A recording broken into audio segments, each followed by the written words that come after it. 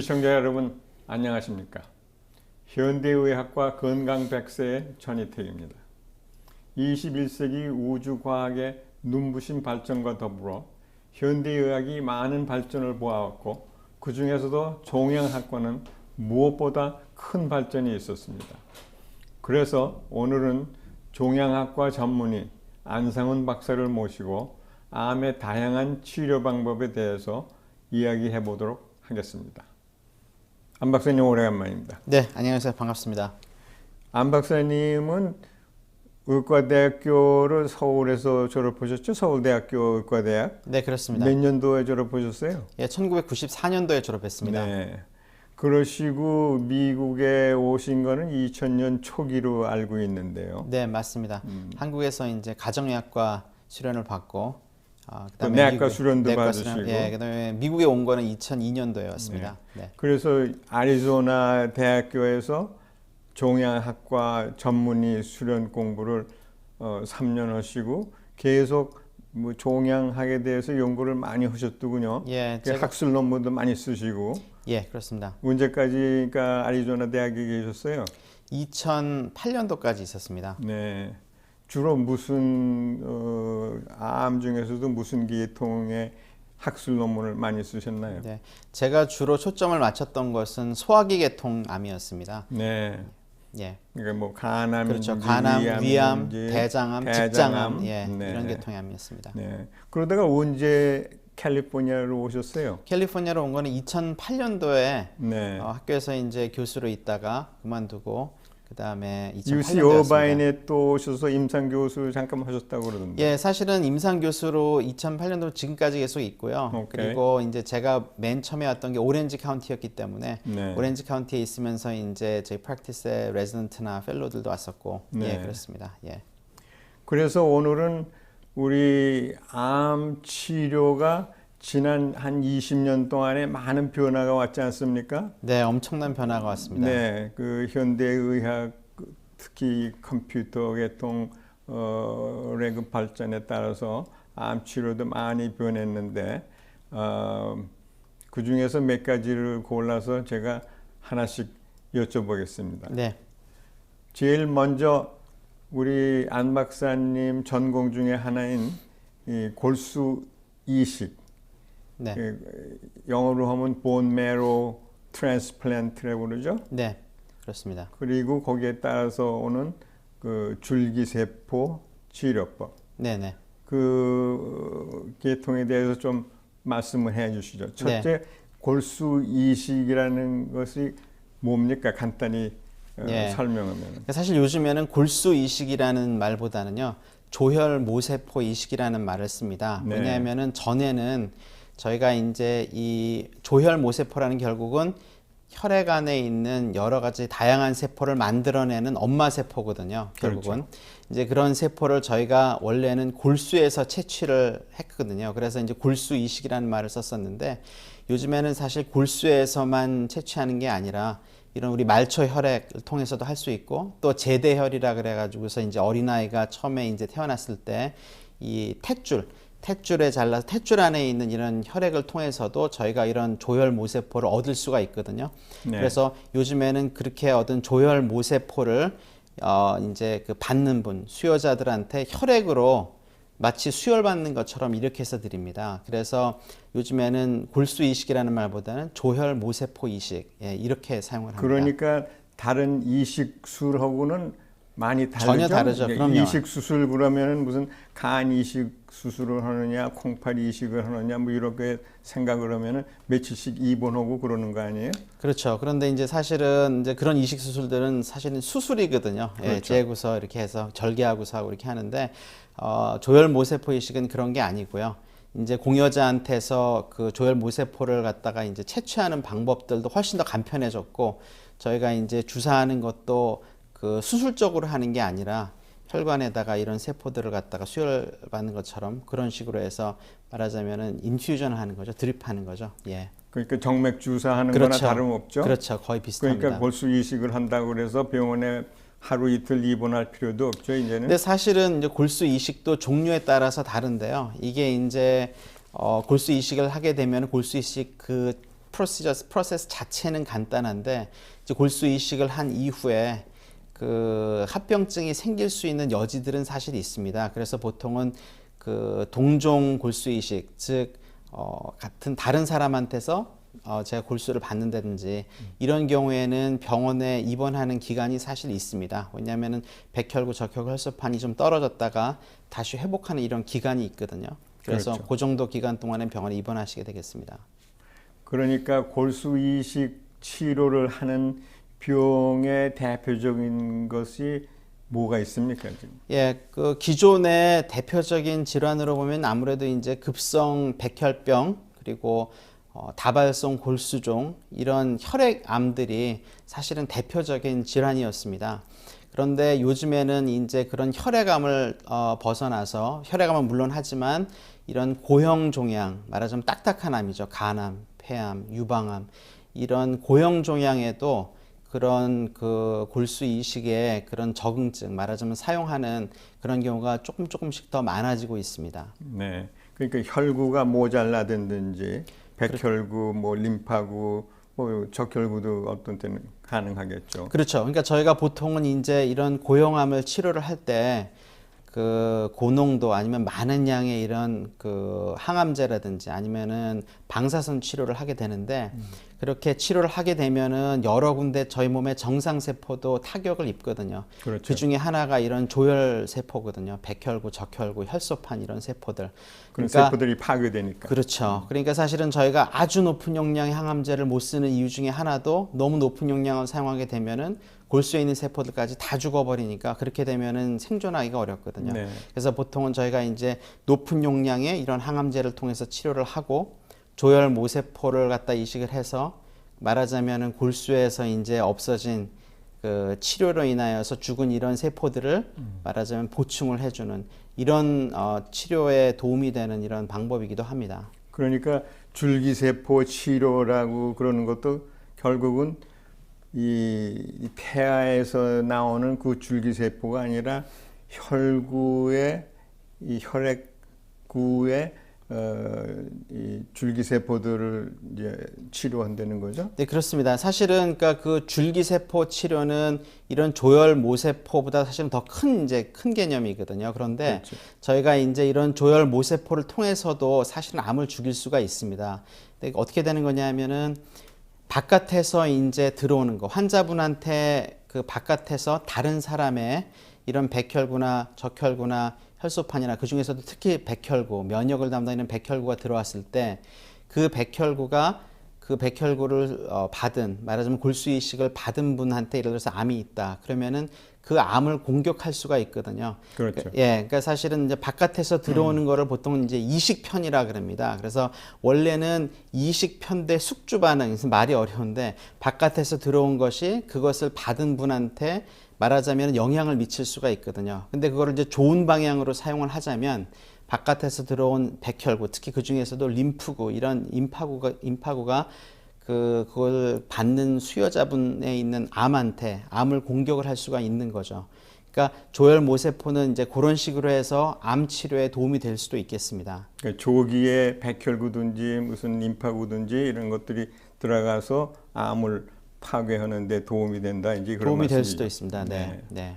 그러니까 일반적으로 얘기하는 이 줄기세포, 이 태아 줄기세포 때는 예를 들어서 수정이 된 다음에 그 알이 그러니까 2개, 4개, 8개 이렇게 분열하면서 이제 세포가 자라서 허파도 되고 간도 되고 뭐 심장도 되고 그러는 거 아니겠습니까? 네, 그렇습니다. 그래서 뭐 당뇨병도 결국은 줄기세포로 치료한다는 건 그러니까 태아 줄기세포, 우리 일반적인 그 줄기세포지 이 혈구의 줄기세포를 얘기하는 건 아니죠. 네, 그렇습니다. 그래서 보통은 이제 그런 배아에서 나오는 배아 줄기세포, 그 다음에 이제 성체 줄기세포라고 해가지고서 좀 다르게 나눠볼 수가 있는데요. 사실은 암 치료에 현재까지 이제 많은 임상 시험을 하고 하는 거는 이런 배아 이런 세포보다는 사실은 성체 줄기세포, 예를 들어서 그 이 혈구, 백혈구, 적혈, 혈소판이 될 그런 잠재력이 있는 이런 세포들. 이제 그런 세포들을 가지고서 이제 사실은 치료를 하는 거거든요. 왜냐하면은 그 배아줄기 세포는 사실 그동안에 좀 윤리적인 뭐 이런 논란거리도 있었고 하기 때문에 요즘에 추세는 대부분 성체줄기 세포, 그러니까 이미 어떤 기관으로 분화가 될지 어느 정도는 결정이 되었고, 그다음에 수정란이나 이런 거랑 상관없이 이미 성인한테 있는 이런 세포를 이용을 해가지고서 하는 그런 치료로 가고 있습니다. 그래서 사실은 이 줄기세포를 이용해서 암을 치료하는 방법 중에 하나가, 줄기세포라는 거는 항상 이 회귀 본능이 있습니다. 고향으로 돌아가려는 본능이 있거든요. 그래서 예를 들어서 골수 이식을 하는 경우에도 골수에서 온 세포는 혈액으로 주사를 해도 결국은 골수에 가서 정착을 하게 됩니다. 네. 그래서 예를 들어서 간 같은 경우에 간에 줄기세포가 있거든요. 그러면은 그 간의 줄기세포를 특정한 유전자 처리를 해서 이게 간으로 가서 간에 암이 있다. 그러면은 간에 있는 암을 말하자면 공격할 수 있는 이런 형태로도 사실은 줄기세포가 이용이 되고 있습니다. 다음 우리 치료 방법으로 얘기하려고 그러던 것이 유전인자 치료법입니다. 네. 그러니까 영어로는 진 테라피라고 그러죠. 네. 그러니까 유전인자가 암의 치료를 할 수 있게 된 것은 결국은 암이라는 것은 세포의 분열이 비정상화해 갖고서는 암 조직이 되기 때문에 생긴 거 아닙니까? 네, 그렇습니다. 그러니까 모든 암이라는 것은 유전인자가 컨트롤한다 그래도 과언이 아니겠죠. 네, 맞습니다. 사실은 암이라는 게 발생하는 원인이 여러 가지가 있겠지만 가장 중요하다고 알려진 것은 이제 유전자에 이게 변이가 오는 겁니다. 그러니까 정상적인 유전자가 이제 변이가 와서 변형이 되어 가지고 비정상적인 유전자가 발생함으로써 이제 암이 되는 거거든요. 암이 된다는 것은 결국은 정상적인 유전자를 통한 세포는 일정 기간 살고서는 이제 사망해야 되거든요. 죽어야 되는데 암세포는 이 변이가 된 유전자 때문에 죽지 않고 계속해서 불사신처럼 계속 살아나가는 거죠. 그러면서 이제 주변으로 퍼지게 되는 거죠. 그러니까 세포 분열이 비정상이기 때문에 네. 끝없이 그렇죠. 그냥 분열을 하는 거죠. 네, 그렇습니다. 그것이 결국은 암 조직인데, 그러니까 어떻게 이 유전인자로다가 암을 치료하는 겁니까? 네. 그러니까 사실은 제가 말씀드렸던 것처럼 그 암세포에는 암을 발생하게 하는 유전자들이 있습니다. 그래서 그런 걸 이제 보통 엉커진이라고 하는데요. 근데 그런 암을 발생하게, 암을 유발하게 하는 유전자들이 있는데 이 유전자들이 사실은 모든 사람들이 다 가지고 있습니다. 그런데 이게 결국은 활동을 하느냐 안 하느냐, 스위치가 켜지고 꺼지는 것처럼 스위치가 켜지느냐 그렇지 않느냐, 사실은 이제 그게 암이 발생하느냐 안 하느냐에 굉장히 중요한 역할을 합니다. 그래서 보통 이제 유전자 치료라고 하면 그 몇 가지의 이제 유전자 치료 방법이 있는데 그 중에 굉장히 중요한 것 중에 하나가 이게 이 온코진, 즉 암을 유발하는 유전자가 켜지지 않게 하는 거죠. 발현이 안 되게, 활동하지 못하도록 억제하는. 그렇죠. 억제하는 거죠. 세포. 사일렌싱이라고 합니다. 그래서 이 세포가, 암세포가 자라고 나뉘어지고 이렇게 되지 않도록 유전자를 말하자면 계속 잠재우는 그러니까 거죠. 세포를 억제하는 것도 결국은 유전인자가 하는 거죠. 그렇습니다. 예. 다른 유전인자가 또 그런 그 억제하는 기능이 있는 유전인자가 맞습니다. 있다 이거죠. 네. 그러니까 그런 방법 말고도 또 이 암이 원래는 아까 말씀드린 대로 이렇게 자연사를 해야 되거든요. 근데 자연사정 계속해서 나뉘어지는 것도 사실은 유전자의 변이가 와서 그렇습니다.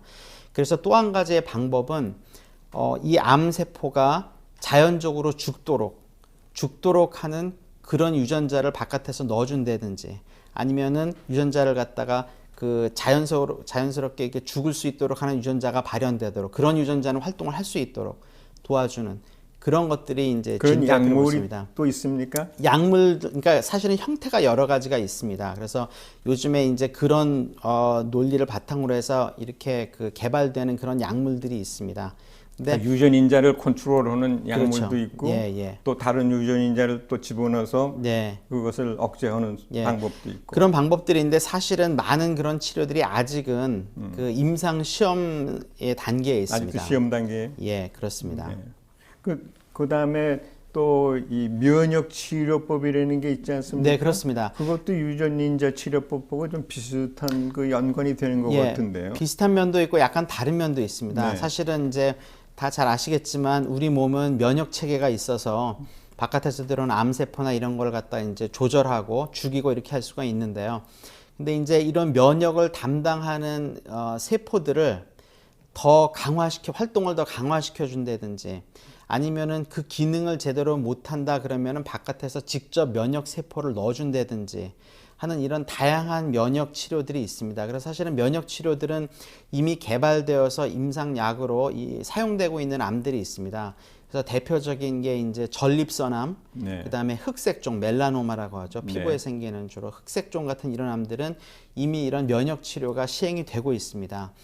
그래서 이제 전립선암 같은 경우에는 이 환자분의 혈액을 채취해서 그 안에 면역을 담당하는 백혈구들이 있습니다. 그럼 그 백혈구가 그 환자분의 전립선암을 공격할 수 있도록 잘 준비를 해서, 그러니까 말하자면 혈액을 꺼내서 바깥에서 준비를 시킨 상태에서 다시 환자의 혈액에 넣어드리는 거죠. 네. 그렇게 되면 훨씬 더 강해진 이런 림프구, 백혈구들이 몸에 있는 이런 그 암세포를 공격하게 되는 이런 것이 이제 면역세포의 하나 예라고 할 수 있겠습니다. 그러니까 일종의 항생체를 만들어서 다시 주사로다가 환자한테 집어넣어 준다 이런 얘기죠. 예, 그러니까 백혈구 자체가 그 전립선암을 잘 인식하도록 그렇게 말하자면은 이 컨디셔닝을 해주는 거거든요. 그러니까 조건을 만들어줘서 이제 그 처음에 혈액을 꺼냈을 때는 암에 대한 인식이 그렇게 충분하지 않고 그 다음에 그걸 공격하려는 성향이 그렇게 강하지 않는 세포를 말하자면 꺼내서 훨씬 더 이렇게 공격을 그렇죠. 강화시켜줘서 다시 이제 혈액 안으로 집어넣어주는 게 이제 그게 하나이고요. 흑색종 같은 경우에는 저희가 이제 그 약 이필륨이라는 약인데 이런 약을 갖다 주사를 하게 되면 이미 환자분께서 가지고 계신 그런 T림프구가 훨씬 더 작용을 갖다가 강하게 할 수 있도록 도와드리는 그런 약들입니다. 소위 그 T셀이라는 거죠. 그러니까 예. 또 캔서 백신이라는 것은 어떤 개념에서 나온 겁니까? 네. 캔서 그러니까 백신이라는 사실은 암에 대한 백신도 제가 지금 말씀드린 사실은 그런 개념입니다. 그러니까 저희가 몸에 면역 체계가 있는데 이 면역 체계가 암을 더 잘 알아보고 인식하고 그 다음에 암을 공격하기 위해서 항체를 만든다든지 아니면 암을 죽이기 위한 이제 사이토카인이라 그래가지고서 이제 단백질 물질을 말하자면 암한테는 독약 같은 거죠. 그런 걸 갖다 이제 분비하는 이런 기능을 훨씬 더 강하게 해주는 걸 돕는 그런 것이 이제 캔서 백신이죠. 저희가 이제 일반적으로 예방 접종이라고 하면은 약간의 병원체를 줘서 몸에다가 줘서 그 병원체를 우리 몸에 자연적으로 인식을 해서 그 병원체를 알아볼 수 있는 항체들을 많이 만들어내서 그 병원체가 들어오게 되면 그걸 공격하는 이런 개념이지 않습니까? 그렇죠. 일종의 면역. 예. 근데 암도 마찬가지로 그러니까 암에 우리 몸의 면역을 담당하는 세포를 미리 노출을 시켜줘서 암을 잘 인식을 하고 암을 공격할 수 있는 항체나 이런 것들을 많이 만들어낼 수 있게 말하자면 준비를 시켜주는 거죠. 주사를 줌으로써. 그런 컨셉입니다. 그러니까 지금 주사약이 그러니까 우리 몸에서 항체를 생성하도록 할 수 있는 그런 주사약들이 나와 있습니다. 주사약들도 있고 또 드시는 약들도 있고 그렇습니다. 그런데 이제 그런 항체를 어떻게 만들어내는가 하는 기전은 여러 가지 다양한 방법들이 있습니다. 그러니까 한 가지 방법이 아니고요. 예를 들어서 어떤 방법이요? 예, 제가 아까 말씀드렸던 그런 그 바깥에서 이제 약이 들어감으로써 그러니까 예를 들어 흑색종 같은 제가 아까 말씀 멜라노마 같은 이런 흑색종 같은 이런 병 같은 경우에는 저희가 약을 갖다가 드림으로써 그 약이 이 T 림프구가 작용을 하는데 이 작용을 억제하는 이 CTLA라는 그런 부위가 있습니다. 그래서 그 부위를 갖다 약이 가서 막음으로써 이 원래 있던 그 T 림프가 활동을 왕성하게 하도록 하는 거죠. 그러니까 어떤 우리 몸에 있어서는 이런 림프구나 이런 것들이 계속해서 면역 반응을 하게 되면은 부작용이 결국은 나거든요. 그러니까 그렇죠. 면역 반응이 있다가 어느 정도가 되면은 이제 면역 반응이 사그러들도록 자연스럽게 돼 있는데 암에 대해서는 그런 면역 반응이 계속해서 있을 수 있도록 이런 약이 들어가서 돕는 이런 개념입니다. 네. 우리 부작용 말씀을 하셨는데 네. 우리가 옛날부터 쓰고 있던 그 소위 키모테라피, 항암 화학 물질 치료라고 그럴까요? 네. 화학 치료법. 네. 그 약들도 옛날에 비해서 그 부작용이 굉장히 완화된 것 같아요. 요즘 네. 쓰는 그 화학 물질들, 네. 키모테라피 약들은 옛날에는 우리가 그런 화학 물질로 치료를 하면 환자들이 몸무게가 많이 빠지고 구역질 나고 토하고 음식 못 잡수고 아주 쇠퇴하시는 경우가 굉장히 많은데 요즘에 그런 화학 물질은 옛날보다 굉장히 발전된 것 같아요. 네. 그러니까 저희가 항암 화학요법 이렇게 얘기하거든요. 화학요법, 키모테라피라고 하는데 사실은 항암 화학요법은 이 원리가 결국은 빨리 자라는 세포는 다 공격하는 사실은 이제 그런 원리거든요. 그러다 보니까 그렇죠. 부작용이 많이 있습니다. 왜냐하면 우리 몸에서 빨리 자라는 세포가 암만 있는 게 아니거든요. 우리 머리카락 세포, 또 입부터 항문까지 이렇게 위장관 싸고 있는 점막, 그 다음에 골수에 있는 세포들 이런 게 다 이제 빨리빨리 자라고 나뉘어지고 이러는 세포들이거든요. 그전에 그러니까 화학 치료 받으면 머리 다 빠졌잖아요. 요즘 예. 뭐 그렇지도 근데 않으시더라고요. 사실은 아직도 그런 부작용들은 있을 수는 있는데요. 그런데 저희가 그 부작용이 좀 덜 생기도록 하는 전처치하는 약들이 많이 좋아졌습니다. 그러니까 프리 메디케이션이라고 하죠. 항암제를 드리기 전에 그런 예상되는 이런 부작용들을 줄이기 위해서 그러니까 옛날 같이 그 백혈구가 뚝뚝 떨어지고 혈소판이 뚝뚝 떨어져서 출혈하고 뭐 적혈구는 히모글로빈이 예. 5, 6 그렇게 내려가 갖고서는 네. 또 그거 수혈 받아야 되고 그랬잖아요. 예, 그건 많이 줄었습니다. 그런 예가 별로 그 흔하지 않은 것 예, 같아요. 요즘에는 이제 저희가 뭐 뉴퍼젠, 눌라스탄 아니면은 에리트로포에틴, 그러니까 프로크릿이나 아라네스나 등등 여러 가지 약들을 이용을 해서 그런 일이 발생하기 전에 백혈구, 적혈구를 올려놓고 또 이제 메스꺼고 토하고 하시는 게 큰 문제거든요. 근데 전처리하는 약이 많이 그렇죠. 나왔고요. 그런 약들이 많이 네. 좋아졌습니다. 그래서 항암제 자체도 물론 더 좋은 약들이 나왔지만 부작용을 예방하거나 혹시 생겼을 때 그거를 갖다가 훨씬 더 경감해주는 이런 약들이 훨씬 좋은 것들이 많이 나왔습니다. 네. 옛날에는 그 화학요법하고 방사선 치료밖에 없었다고요. 한 네. 30년 전에는 네. 암 치료한다 그러면 화학요법 아니면 방사선 치료해갖고 전부 머리들 빠지고 그냥 음식도 못 잡수시고 거동도 못 하시고 그랬는데 요즘 방사선 치료는 뭐 여전히 하고 있죠. 네, 근데 물론입니다. 방사선 치료도 많이 마디파이가 돼갖고 완만하게 치료를 한다고 그러던데 예. 예를 들어서 어느 암에 주로 방사선 치료를 많이 씁니까? 네, 방사선 치료는 사실은 여러 가지 암들에 많이 이용이 되고 있습니다. 그 중에서 특히 흔한 것들이 이제 유방암, 뭐 폐암, 위암, 직장암, 뭐 항문암 여러 가지 암들에 사용되고 있는데요.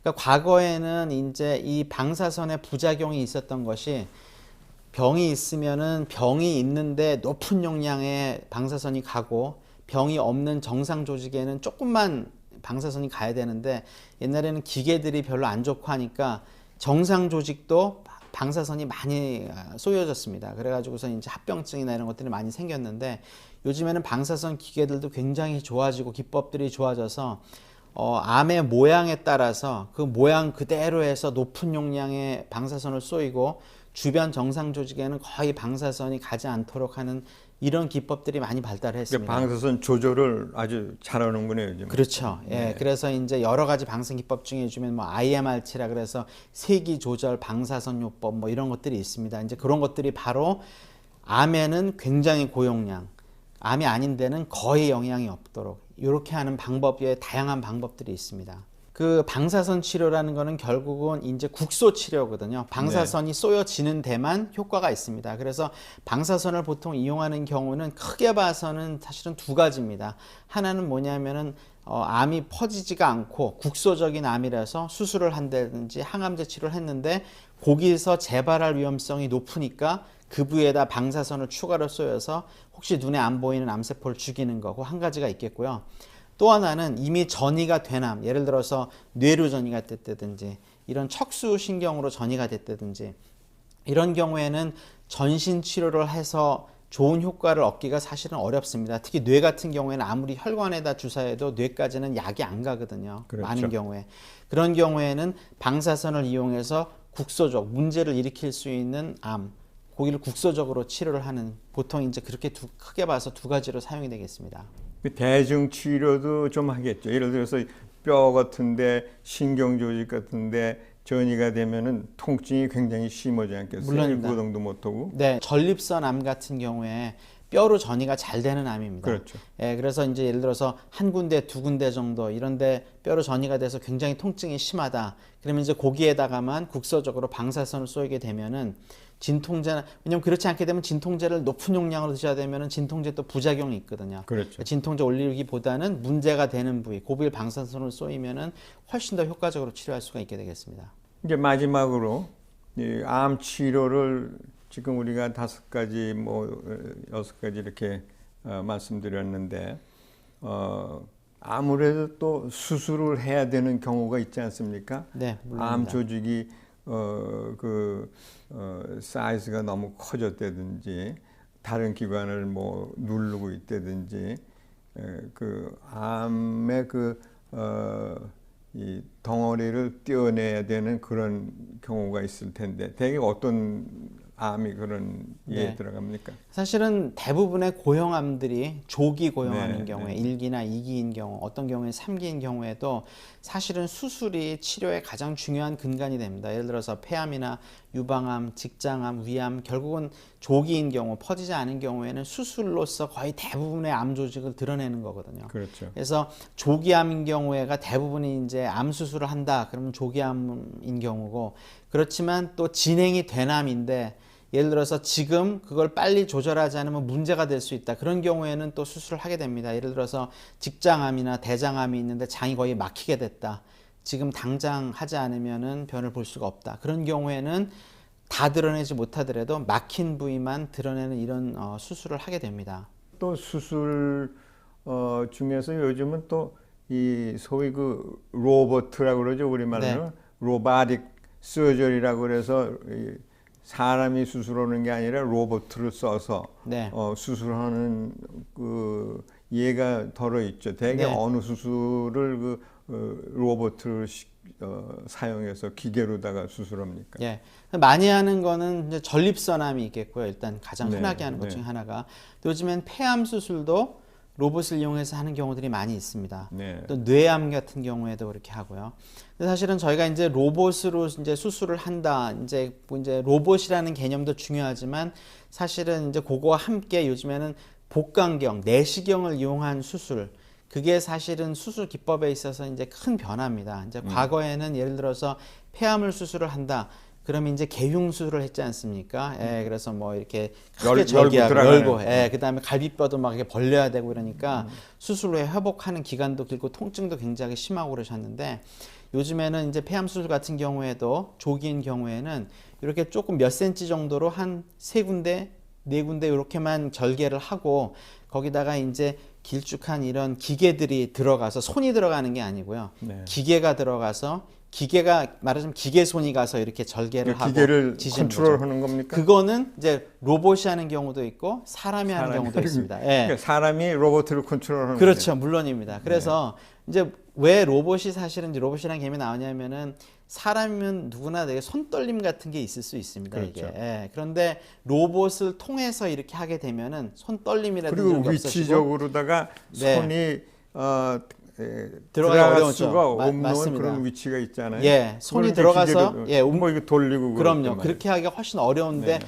로봇이나 이런 파일들은 훨씬 더 쉽게 그런 걸 할 수 있고 네. 또 정확하게 할 수 있는 그런 부분들이 있습니다. 네. 그래서 요즘에는 과거에는 사실은 뭐 담낭을 떼는 이런 간단한 수술만 사실은 그런 복강경이나 이런 걸 이용해서 했었는데 요즘엔 암 수술도 특히 이제 조기암인 경우에 그런 경우에는 점차적으로 그런 이 내시경, 복강경 이런 걸 이용한 흉강경을 이용한다든지 그런 또 로봇을 통해서 그걸 이용해서 한다든지 이런 방식으로 변하고 있습니다.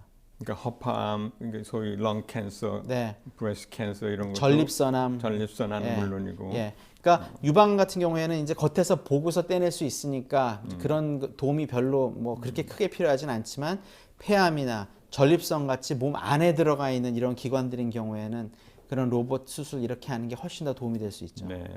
안 박사님 오늘 좋은 말씀 잘 들었습니다. 네, 감사합니다. 시청자 여러분 감사합니다. 오늘은 안상훈 박사님 암 치료의 여러 가지 방법을 들었습니다. 다음 이 시간에 또 뵙겠습니다. 안녕히 계십시오.